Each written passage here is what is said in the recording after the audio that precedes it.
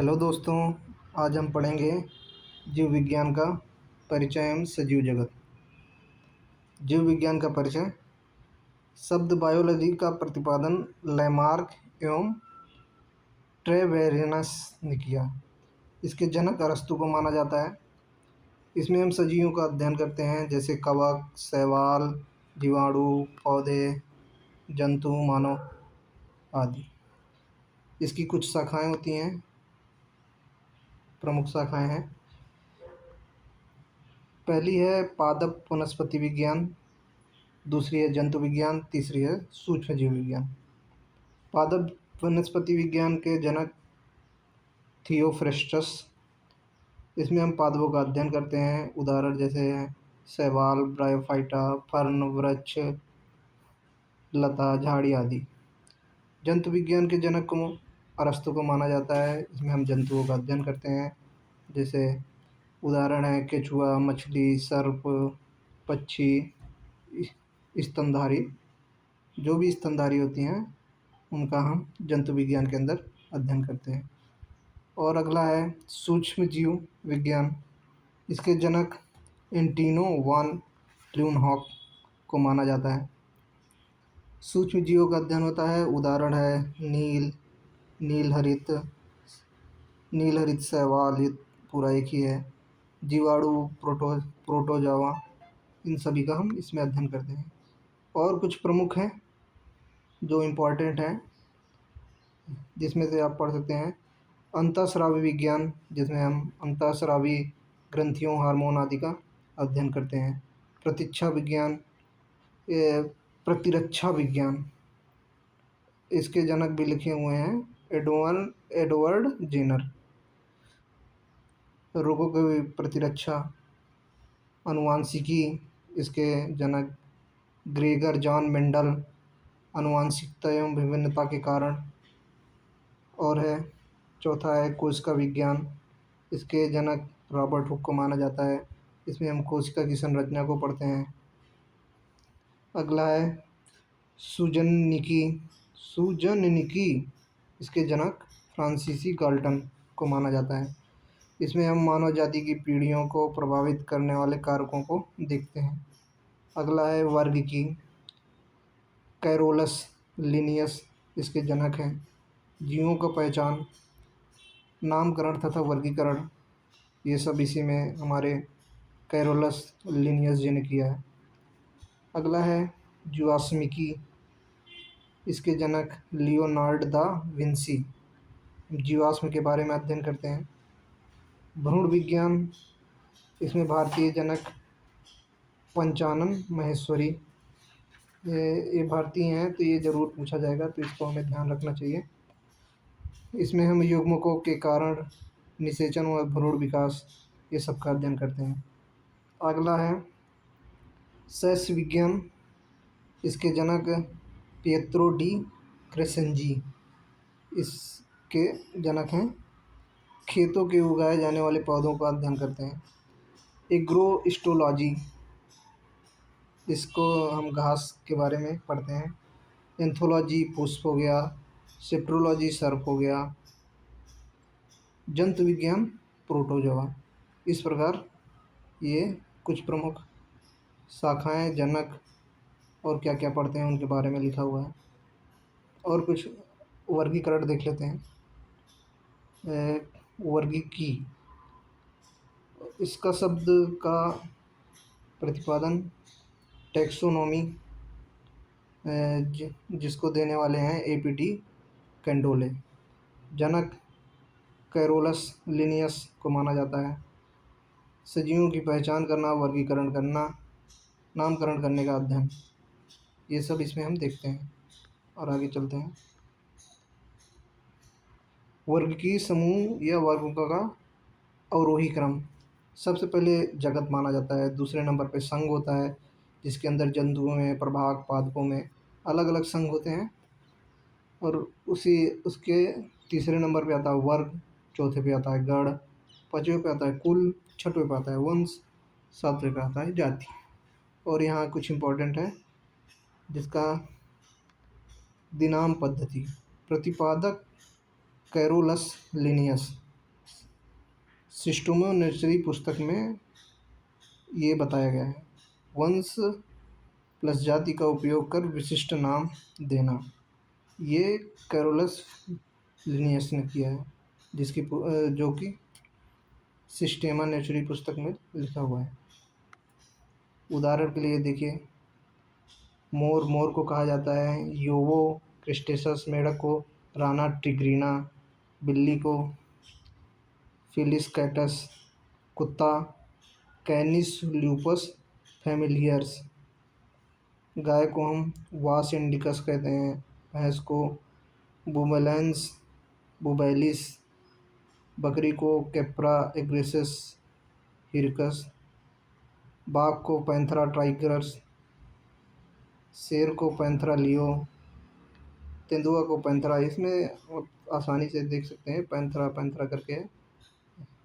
Tigris बाघ हो गया, लियो और शेर हो गया। पयूस पयूस तेंदुआ, आपको ध्यान देना पड़ेगा। पयूस भालू उर्सस थिबिटेनस, खरगोश है तुम्हारा अरेक्टोलैंगस क्यूनिकुलस, हाथी को एफिलास मैक्सिसस इंडिकस, डॉल्फिन को प्लाटिनिस्ट गैंकेटिका, थोड़ा पढ़ने में मुश्किल है लेकिन ज़रूरी है। गाजर घास नाम सुने होंगे। पार्थेनियम हिस्टोरोफस फोरस, मटर को हम, ये इम्पोर्टेंट है, मटर को पाइसम सेटाइवम, सरसों सरसों भी इम्पोर्टेंट है। ब्रिस्का कंपेस्ट्रिस, अंजीर फीकस कैरिका, टमाटर सेलेनाम, ये भी इम्पोर्टेंट है। सोलेनम लाइको पार्सिकम, धान, ये कई बार पूछा गया है रेलवे के एग्जाम में। ओरिजा सेटिवा, बरगद फीकस बेंथालेंसिस, गन्ना सैकिरम, प्याज एलियम सेपा, हींग फेरुला एस्फाइटिडा, कपास गोसिपियम, कॉफ़ी कॉफिया अरबिका, चाय कैमेलिया साइनेंसिस, हल्दी, ये भी इम्पोर्टेंट है। कुरकुमा लौंगा।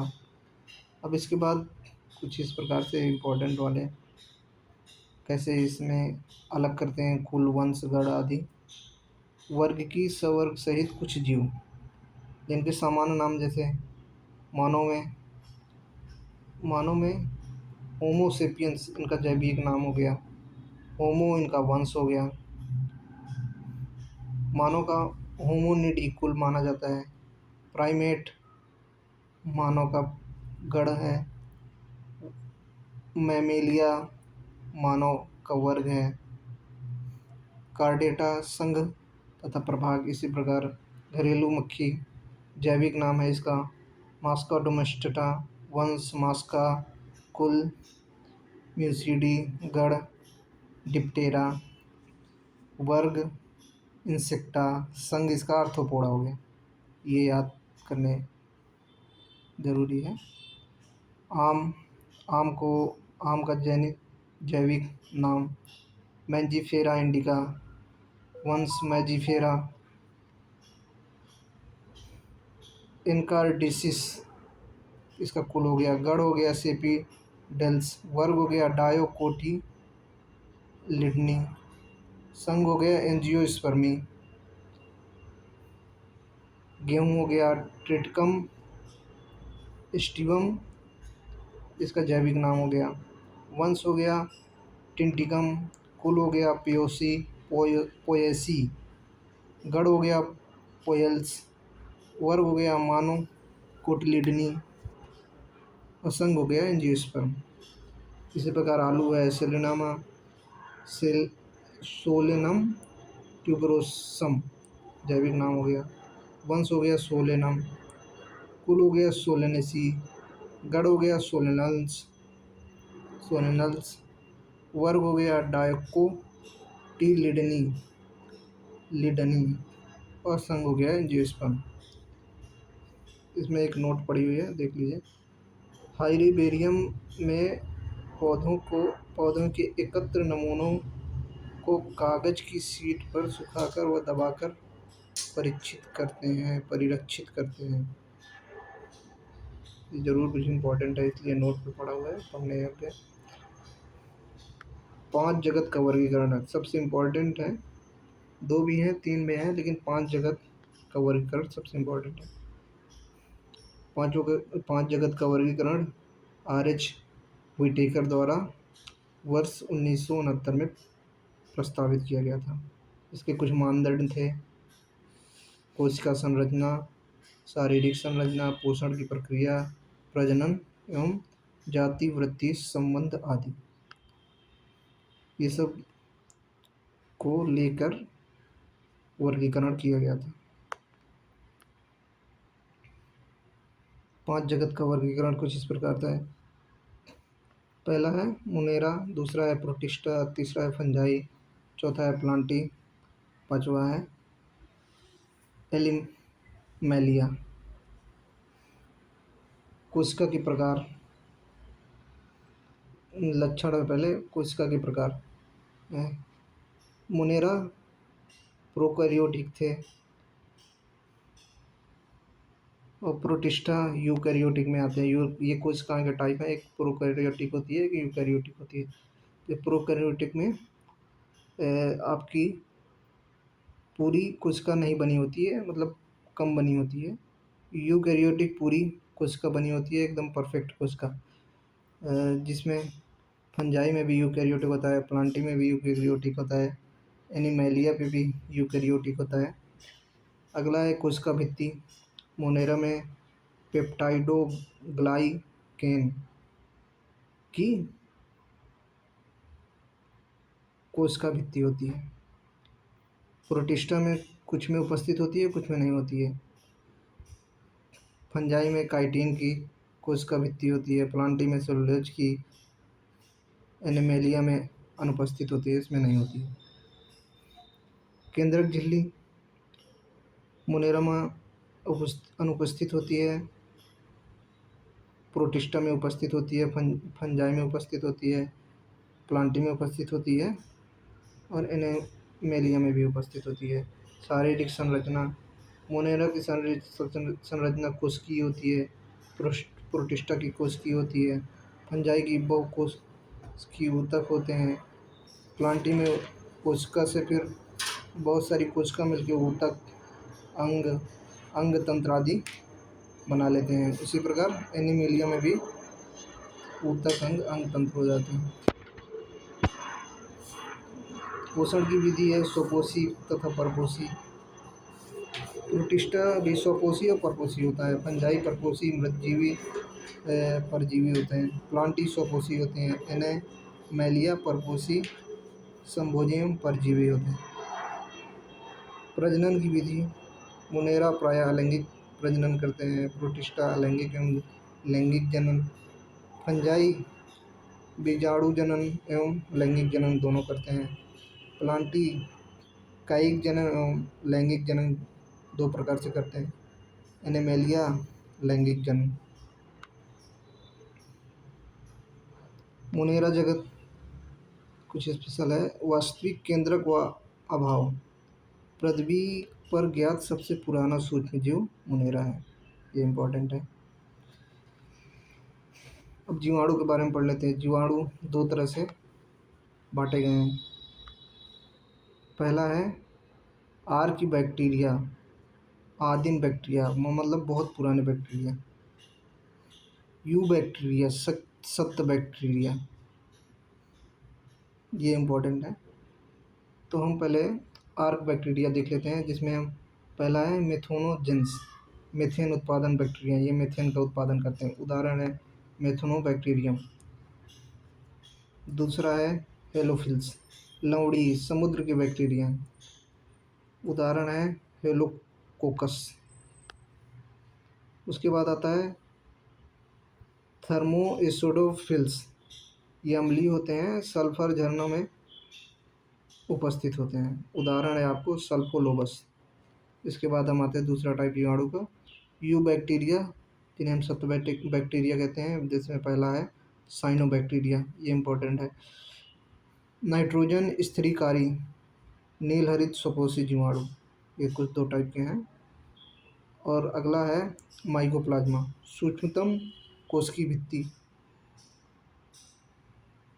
ये रहित कोशिका भित्ति रहित जीव होते हैं, परजीवी होते हैं, मृतपोजीवी मतलब मृत जानवर को खा के अपना जीवन यापन करते हैं। नोट है एक, साइनोबैक्टीरिया जैसे नास्टक व एनीबीना वायुमंडलीय नाइट्रोजन की हेटेरोसिस्टस नामक विशिष्ट कोशिकाओं द्वारा स्थिर कर सकते हैं। ये कुछ इस प्रकार हैं। अब अगले पेज पे चलते हैं। विशिष्ट सहजीवी सजीव, सहजीवी संबंध, सहजीवी का मतलब होता है कि एक दूसरे पर निर्भर होते हैं, जैसे कवक प्लस शैवाल, ये सहजीवी दोनों मिलकर अपना एक भोजन बनाता है, दूसरा उसको पानी की व्यवस्था करता है, ऐसे करके वो एक दूसरे को जीवित रखते हैं। इसमें आता है लाइकेन, एक प्रकार का कवक और शैवाल दोनों से मिलके बने होते हैं। खनिज तत्व एवं जल का अवशोषण करता है और शैवाल प्रकाश संश्लेषण और भोजन का निर्माण करता है। ये अक्सर नग्न चट्टानों के प्राथमिक अनुक्रमण, मतलब अधिकतर नग्न चट्टानों में ये बारिश के समय या जैसे पानी के आसपास होते हैं। वायु प्रदूषण का सूचक भी माना जाता है लाइकेन को। लिटमस रंजक स्रोत, लिटमस पेपर का निर्माण इसी से होता है। कवक मूल, दूसरा है कवक मूल, ये कवक तथा उच्चतर पादप की जड़, ये दोनों एक दूसरे पर निर्भर होते हैं। कवक एक खनिज तत्वों का अवशोषण व मृदा रोगों का संरक्षित करता है। उच्चतर पादप जड़, ये आश्रय एवं पोषण प्रदान करता है, एक सुरक्षा देता है, मतलब सुरक्षित रखता है, रोगों से सुरक्षित रखता है, दूसरा इसको खाना देता है। इसके उदाहरण हैं पाइन्स व आर्कटिक में